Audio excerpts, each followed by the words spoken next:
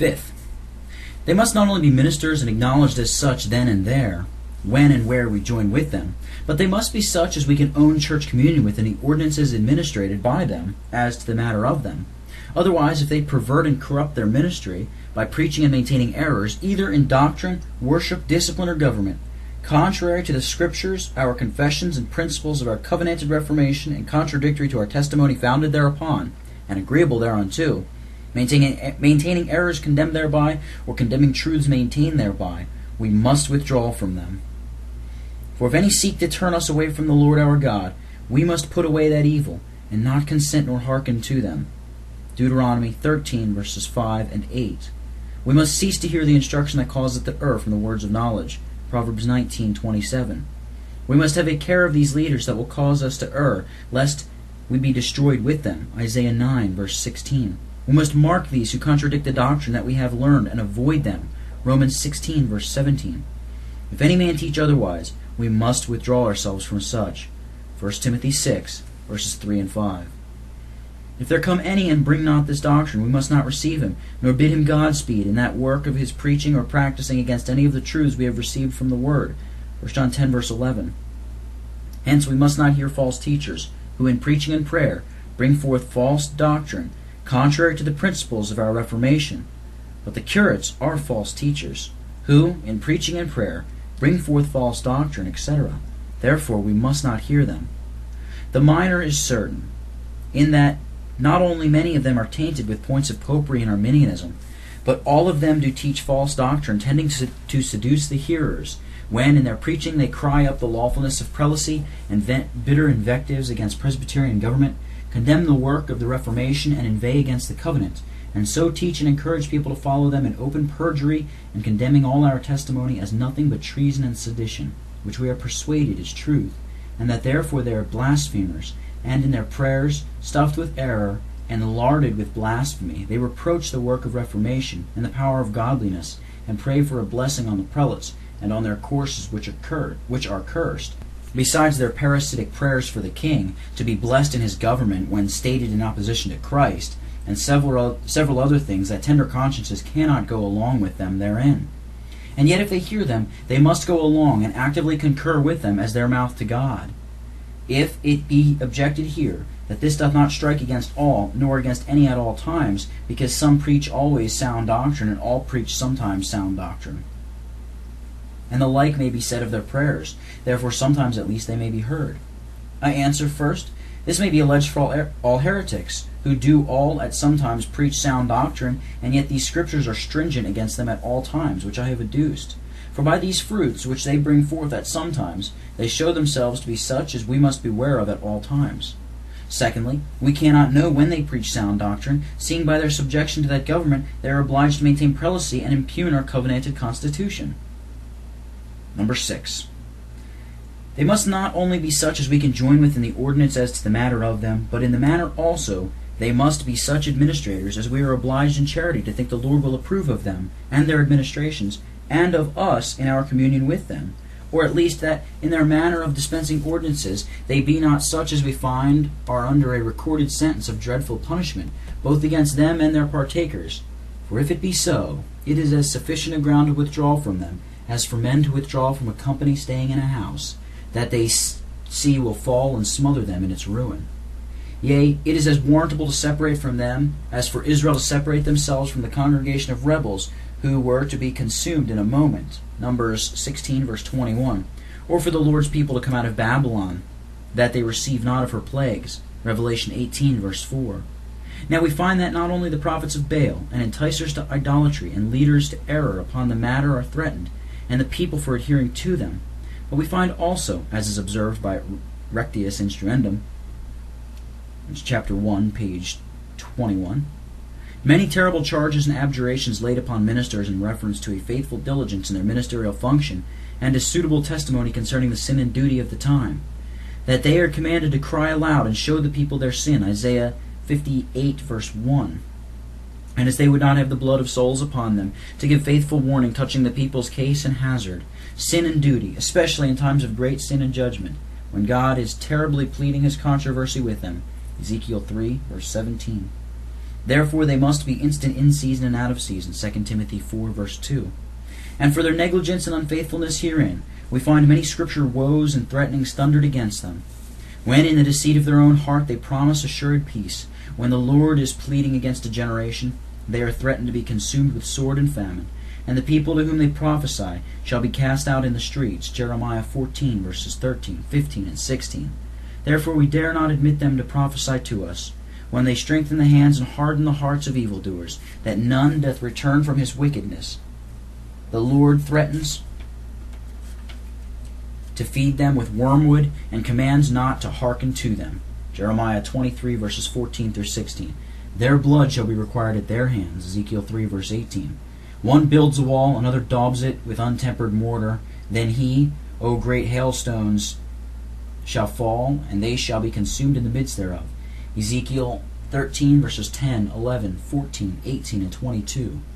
We dare not join with either builders or daubers of such a work, as is carried on to the dishonor of Christ and ruining of Reformation, nor by our countenance and concurrence strengthen either builders or daubers, lest we also be consumed in the midst thereof, when there is a conspiracy of the prophets, and the priests violate the law, and profane holy things, and show no difference between the unclean and the clean. Then the Lord will pour out his indignation upon all. Ezekiel 22, verse 25, to the end. We would endeavor to keep ourselves free of having any hand in that conspiracy. These scriptures do give the perfect protractor of our curates and the conviction of all that know them. Hence we draw a complex argument. Such ministers as can do no good by their ministry, but a great deal of hurt to their hearers, and expose themselves, and them both to the indignation of a jealous God, are not to be heard. But the curates of such as can do no good by their ministry, but a great deal of hurt to their hearers, and expose themselves, and them both to the indignation of the jealous Lord, therefore they are not to be heard. The connection of the major is clear from what is said above.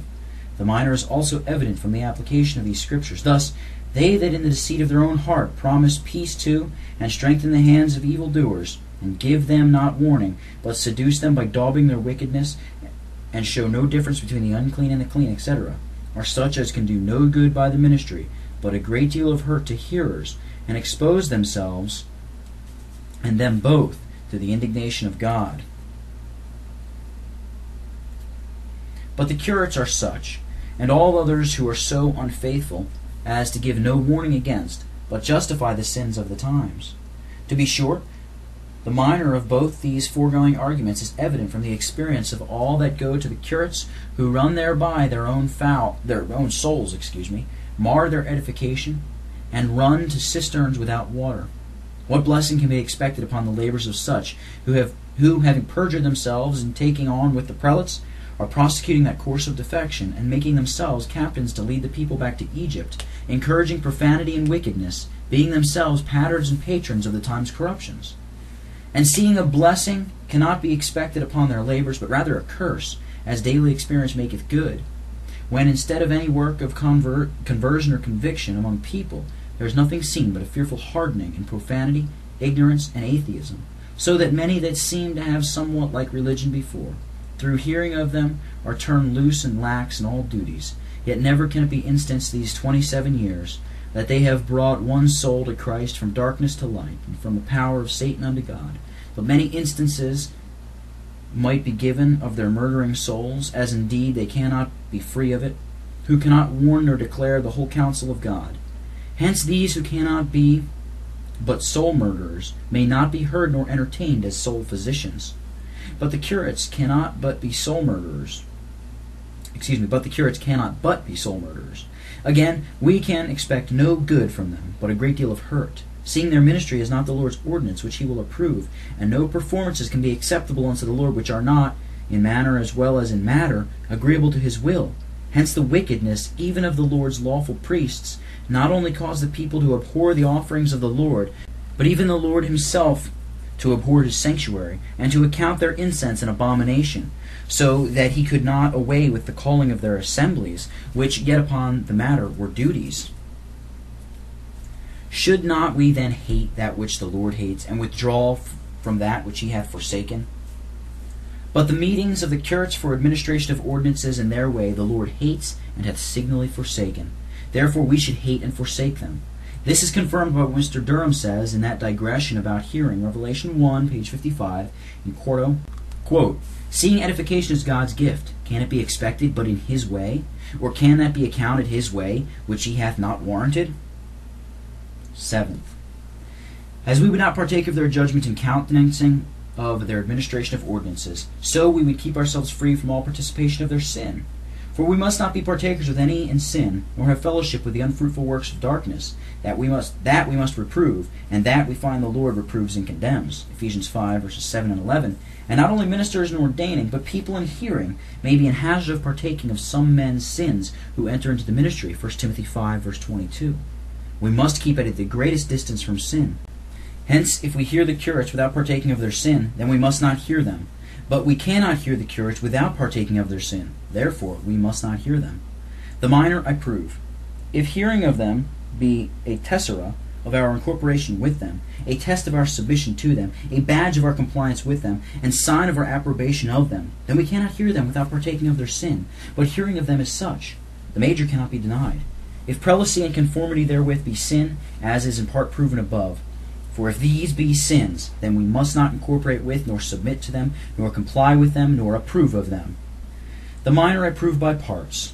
First, hearing of curates is a tessera of our incorporation with them, for communion and sacred things doth infer an incorporation of the communicants or joiners in all cases, both in lawful and unlawful communions. 1 Corinthians 10, verse 17. Verses 17 through 20, All partakers of the bread are one body, and they which eat of the sacrifices are partakers of the altar, and also they that partake of the sacrifice offered to devils. Though they do not offer it so themselves, yet they are incorporate, and have fellowship with devils. And 2 Corinthians 6, verses 14 through 17, where they that do not come out and are separate from unlawful communions are expostulated with as making an unequally yoked fellowship between righteousness and unrighteousness, light and darkness, Christ and Belial, the temple of God and idols. Hence then, if we cannot partake of their sacred things without partaking of their altar and becoming one body with them, and making such an unequal yoked mixture with them, then we must be separate. But the first is true from these places. This argument concludes with equal force against joining with any deeply engaged in the gross defections of the time.